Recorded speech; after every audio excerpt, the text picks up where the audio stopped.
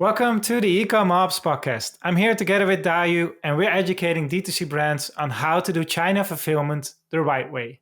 There's always that one time a year that is a special time, and actually that is right now that we're preparing for. It's Chinese New Year. There are a lot of things that you have to know and learn to be able to navigate that time of the year best. So let's tune in for this episode.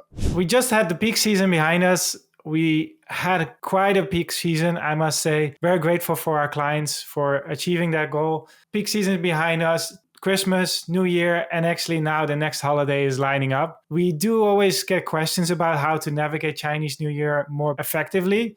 So I think it's very powerful for us to share a little bit more how brands can navigate this time of the year better, but also maybe some background of why is actually Chinese New Year such a different holiday than any other Western holiday. Yep. So right now it is the middle of January 2025. So it's a couple weeks after Christmas and New Year's vacation and in that initial Q4 peak season. Now in the supply chain, there's kind of a second peak season in terms of work that is needed. And that's right before Chinese New Year's because there's a lot of preparation needed to go through it.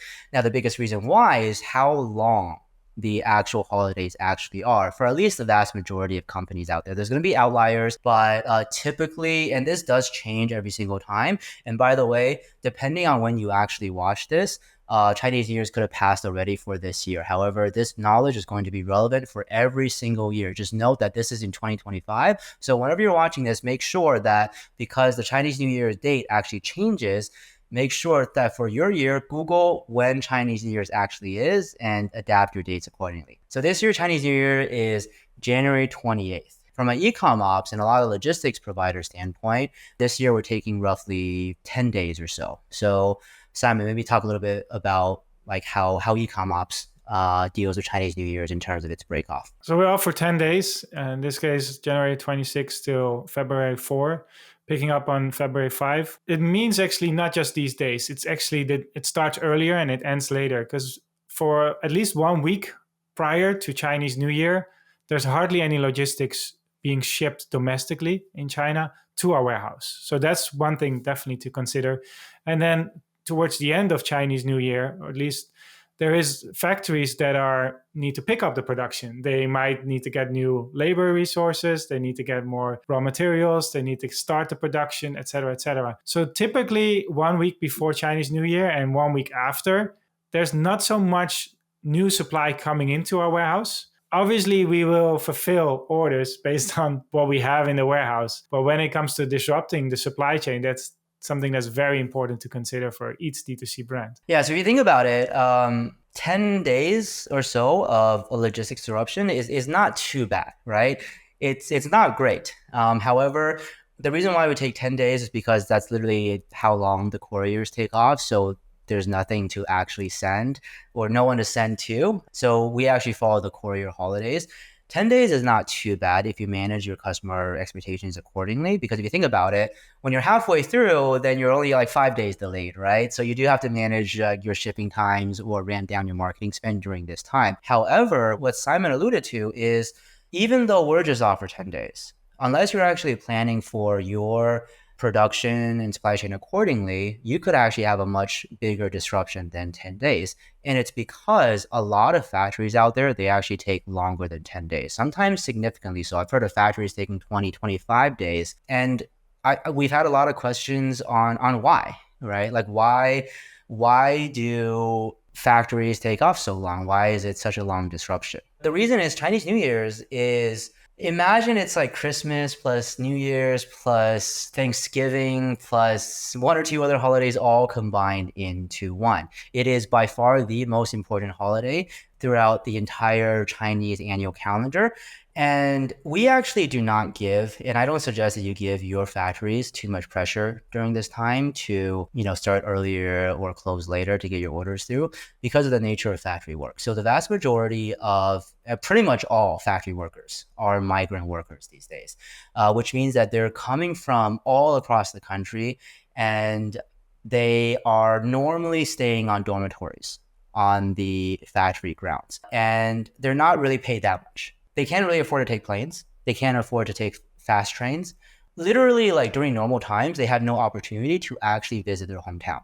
And most of them they have families. a lot of them are leaving their wives and children behind or their extended family behind, and they're sending money back throughout the years. But literally the only opportunity they get to actually go home and, spend that kind of family time that, Westerners might value during Christmas or Thanksgiving, that's the only time they get to do so. So not only that, though, there is another very unique phenomenon in China.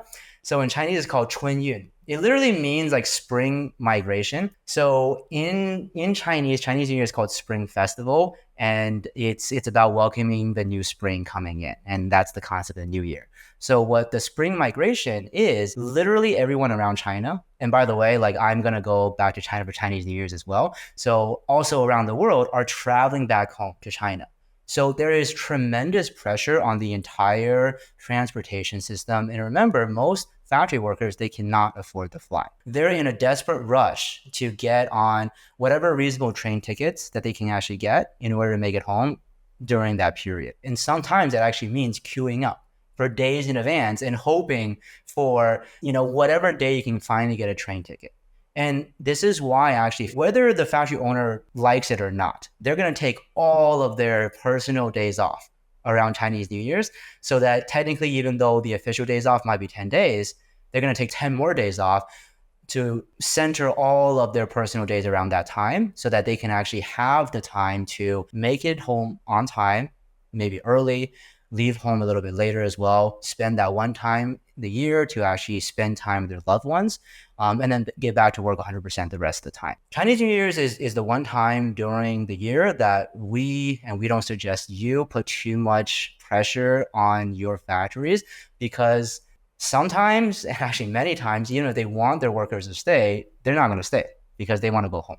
Yeah. And even after Chinese New Year, for a lot of factories, it's still an ongoing struggle that these migrant workers, they also live their lives more on an annual basis. Whenever they're with their family, they discuss and learn more about the situation of their family back in their hometown, their family members, their loved ones. And then they have to make a decision. And am I going to go back to where I was working, or am I going to look for something else? And it is very common for a factory to go back to office realizing that most of the workers or percentage of the workers have not come back, and that you have to navigate that and find new resources to be able to pick up the production as it was, which also means new workers entering a factory that need to be trained.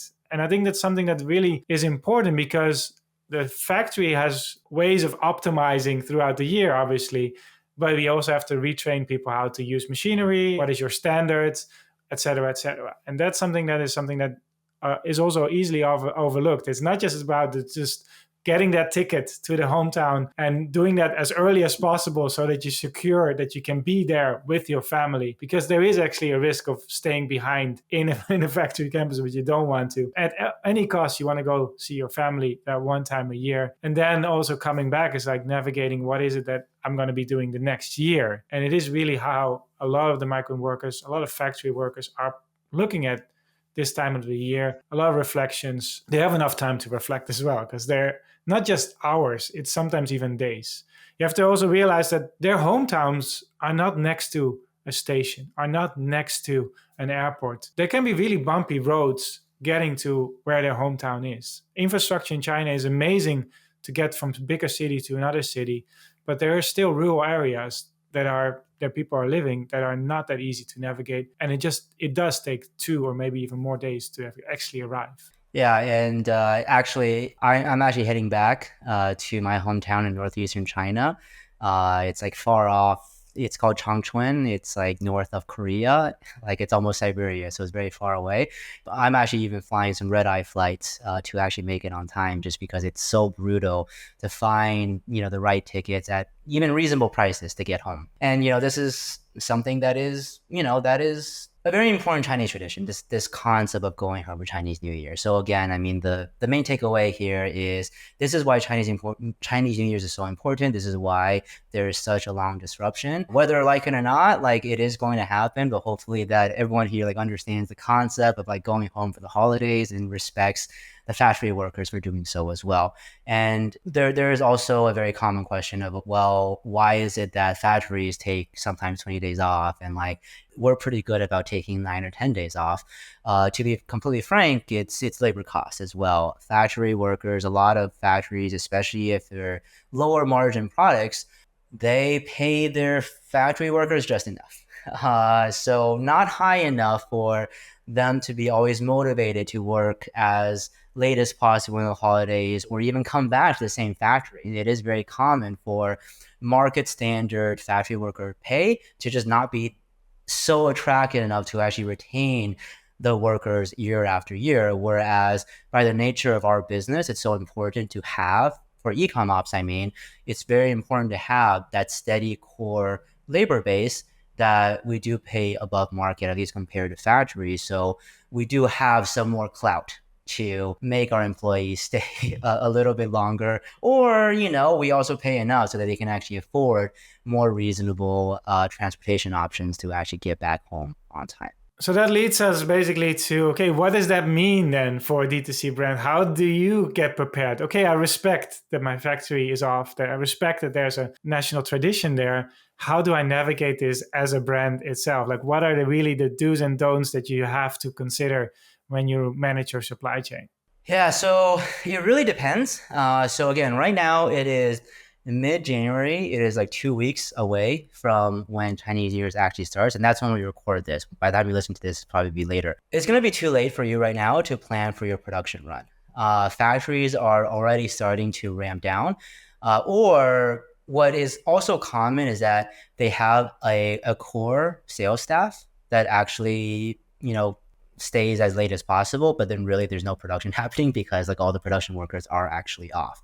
So if you are more of a traditional brand, or you're holding inventory and planning around this period so you don't get disruptions, you should have planned for that purchase order probably already in November or so, or even earlier, depending on what your lead times are. If you're trying to avoid your production to not be disrupted by Chinese New Year's every single year, and this is regardless if you use China fulfillment or if you're shipping the stock to a US warehouse. Obviously, if you're shipping it to an overseas warehouse, then you have to plan for the freight lead time as well. So that adds a little bit of time. But you have to make sure that your factory actually has the time to produce your goods in order to get it on. Let's just say you have overseas, US local fulfillment. You have to get it on a container in time for it to arrive to your warehouse during Chinese New Year so you can continue to fulfill your goods there. Now, one nuance that you have to also pay attention to is factory lead times, production lead times. They tend to get stretched leading into Chinese New Year's and also coming out of it as well. If the factory is busy, and good factories typically are busy, they're going to have a lot of backed up orders going into the holidays, and probably a lot more backed up orders leaving the holidays as well, which means your entire lead time is going to be extended more than usual. And then depending on your product itself, if your product has a deep supply chain where there's raw material sourcing, for example, those raw materials factories also take break stocks. So everything is staggered and everything starts to add up. So what your normal lead time, let's say your normal lead time is 25 days, it is very possible that during that period before or after Chinese New Year's, your lead times might be extending more to 35 days, or at least you need to plan for 35, 40 days, or maybe twice your actual lead time so you can actually be safe. And that's if you want to plan around your factory's time off in order that so you can maintain a smooth, steady rate of inventory replenishment. So that is for more traditional e-commerce or retail businesses. Now, on the other hand, let's just say the other extreme, that you're more of maybe more like dropshipping style, or at the very least, you don't hold much inventory and you're sourcing all your goods from China and you specifically only ship to your consumers directly from your Chinese fulfillment center or 3PL or agent. So that is also very different as well. Now, Simon, you also have a lot of experience. We both have a lot of experience working with dropshippers before. Let's go back in time a little bit, actually. Back when both of us were serving more of that traditional dropshippers who didn't necessarily have really much knowledge at all of what Chinese New Year's means. I have some stories from back then, but I'm curious, actually, like, let's talk about like those times, like kind of the impact to more of that traditional, more simple dropshipping kind of style. During these times with the dropshipping, obviously you don't hold inventory, right? Which already puts a lot of pressure on it. But just started always with the awareness of knowing that, okay, what does that really mean? Because what happens a lot for the dropshippers, they got frustrated quite often, simply because you tell me from this day to that day you're closed, and then I want to pick up and continue, and I'm not realizing the whole supply chain behind that as well. That's which we just also explained. But it's very, very important, because if you use the dropshipping model, and it depends on your definition of dropshipping, but back then it was you don't hold supply, you get the order, and then you start the purchasing and shipping. Then it means that if you're very pushy about, I want my orders to be fulfilled ASAP, that means that as a dropshipping agent, you're going to look for another supplier because the original one that had good quality might be off for a longer period, and you're going to look for something else. And then at least you'll be able to fulfill the order, but it's not going to be up to the standard most of the time of what it is you want to have sent to the end consumer, which then created another, because you already had the January where there were refunds and everything happening from peak season. Another kind of period is going to happen then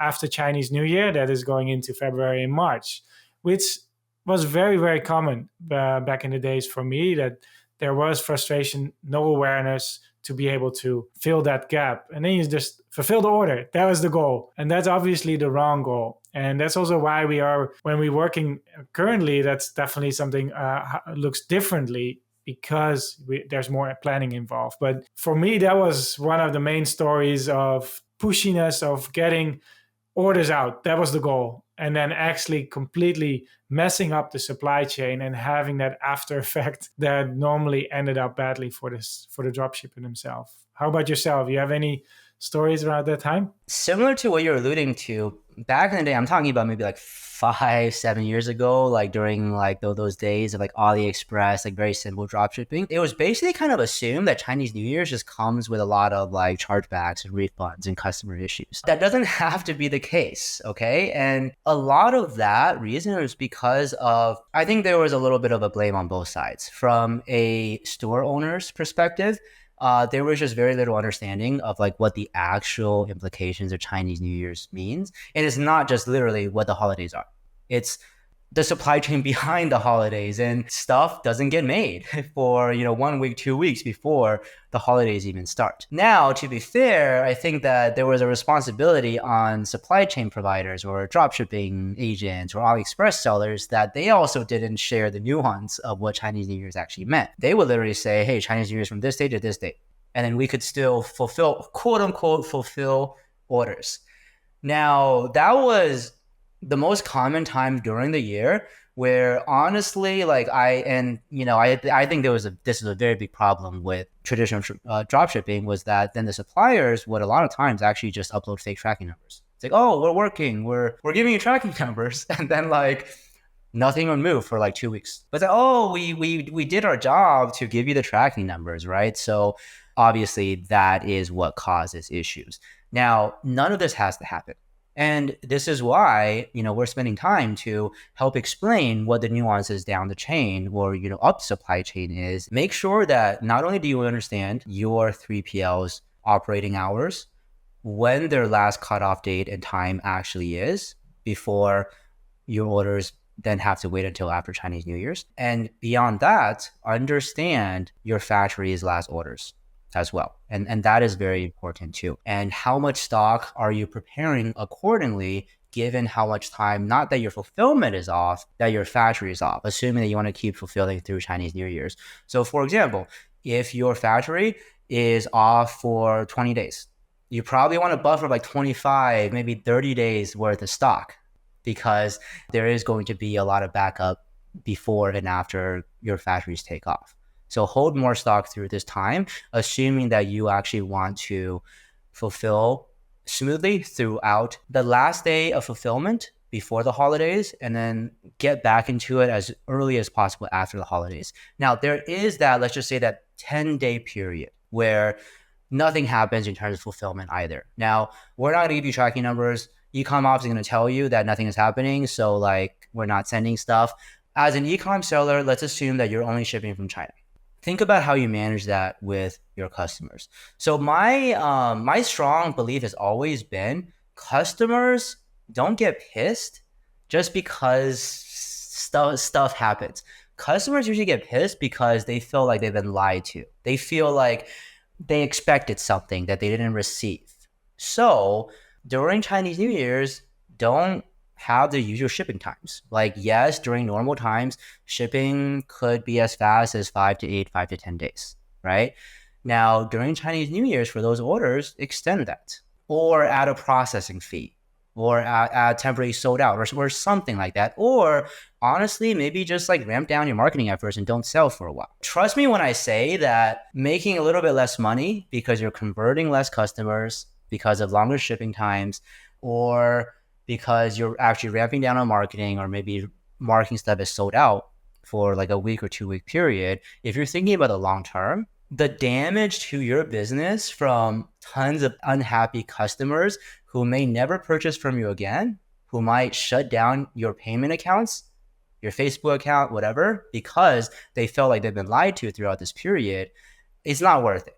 So understand your supply chain, understand the implications on your Chinese New Year's plans, plan accordingly, but there's not too much that you can actually do during the time off. And think about how you manage your customer expectations.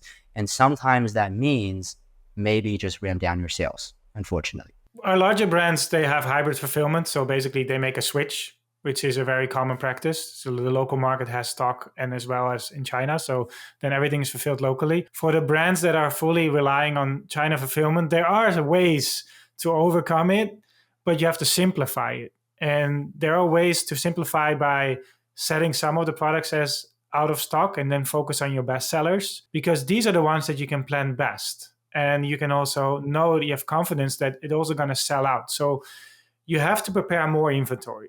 And if you know that the products that you're going to sell out eventually, there's not so much risk. And for best sellers, that's normally the case. That does mean that normally we ask our clients to send us 2 weeks of inventory. But for Chinese New Year, we need up to 4 weeks of inventory. There are smart ways to navigate that. That means that not all of these 4 weeks of inventory has to be in our warehouse already in mid-January this year, for example. It can be that you're sending 2 weeks of inventory that you think are sufficient for 2 or 3 weeks, but you have the other inventory ready at the factory.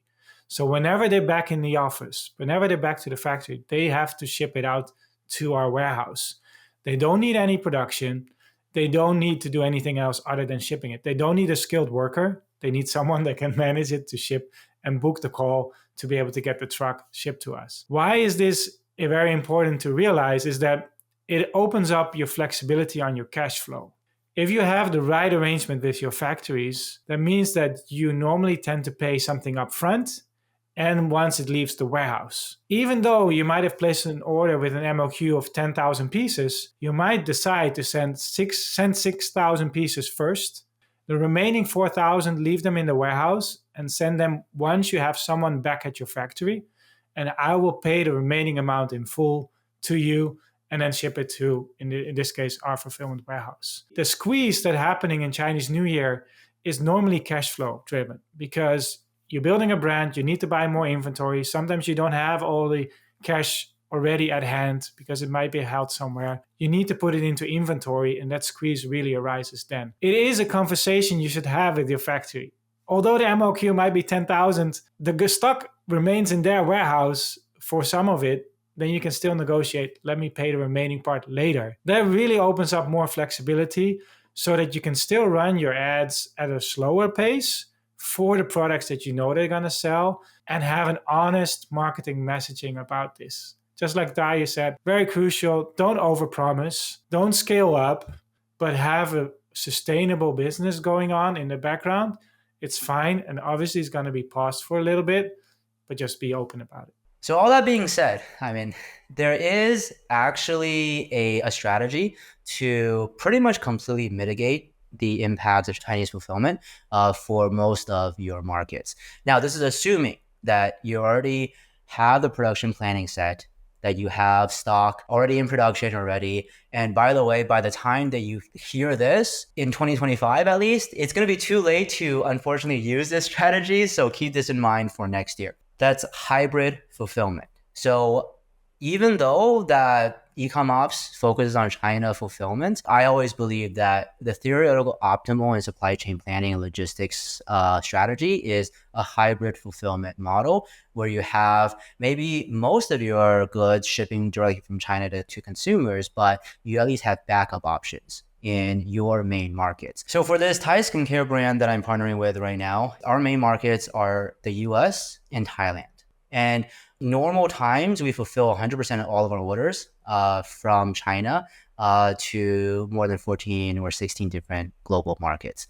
However, those markets are not the most important for us outside of the US and Thailand right now. So during this period, and by the way, as of January 14th right now, we already have a batch that is on the way in the air going to the US, to a US fulfillment partner. And we have another batch that's already on a truck heading to Bangkok so that my team can actually fulfill those orders from Bangkok into the rest of Thailand as well. Now, so this is just temporary. So it's only really enough stock to last roughly 2 to 3 weeks or so. And we have plenty of stock actually because we did the production planning. So it was more of how do we completely avoid the delays that would be caused shipping directly from China. And by doing that, now it does create a little bit of more complication. You have to manage freight to now 2 different additional locations. And how do you actually organize that is not going to be the scope of this discussion. However, what it means is that we're going to have stock in our 2 main markets so that we can swap to US and Thailand fulfillment as soon as the holiday starts. So literally there will just be no disruptions at all when the Chinese New Year is off. And then the moment that it starts again, depending on how much stock we have, I'm going to swap back. It's one of the simplest ways to actually operationalize hybrid fulfillment because you're essentially saying that during this period, my main fulfillment center in China is not fulfilling. And then telling my US fulfillment center and telling my Thai fulfillment center to start fulfilling until a specific time or order number where China fulfillment starts again. So it's extremely clean, doesn't require too much logic. It does get a little bit more complicated if you're like trying to like manage multiple locations at the same time. That's going to be a topic for a totally different deep dive episode.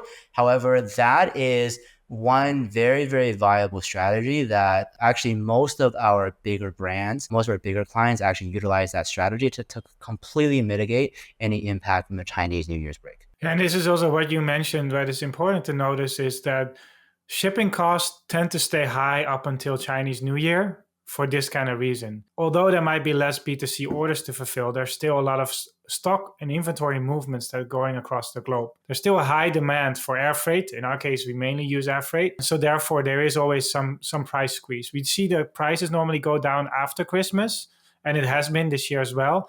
But it doesn't go fully down until after Chinese New Year, because there's still so much tension on supply and demand for whether it's trucking, for whether that's air freight, for whether it's sea freight. And that's also why the timing and the planning that you have as well for your inventory is so crucial. Because if you plan timely, then you also can benefit from cost savings, obviously, of the transportation. And that's also a very common question, like peak season prices tend to go up for shipping globally for small parcels. When does it go down? A little bit after Christmas and then after Chinese New Year because of that supply and demand. When you're planning for inventory, when you have to get inventory in a rushed way to an overseas location, it is something you have to consider. You don't make that decision based on how much does it cost, but how much can I continue building my brand when the supply chain is kind of at a standstill, at least the back end of the supply chain. But you will then leverage that throughout the year because you are then considered also a more reliable brand that can still fulfill. It also normally helps with your ad scores, payment scores, because you're able to fulfill from multiple locations. You still have timely tracking numbers that are also being delivered. So that's more like a consideration on the hybrid fulfillment part. The nuance behind the scene, definitely worth for a whole new episode. We did have an episode about hybrid fulfillment as well. If you want to tune in, go back in the history of this podcast and listen to that. I think that's very relevant for your understanding on how to manage part of the supply chain. And now specifically, this was about the Chinese New Year time of the year. All right, so hopefully this helps you navigate the Chinese New Year better. If you think this should be forwarded to some of your team members that are managing the supply chain or are part of the procurement, please do forward it. It's definitely depth knowledge that we want to help D2C brands to scale globally. Tune in for more and hopefully see you on the next episode.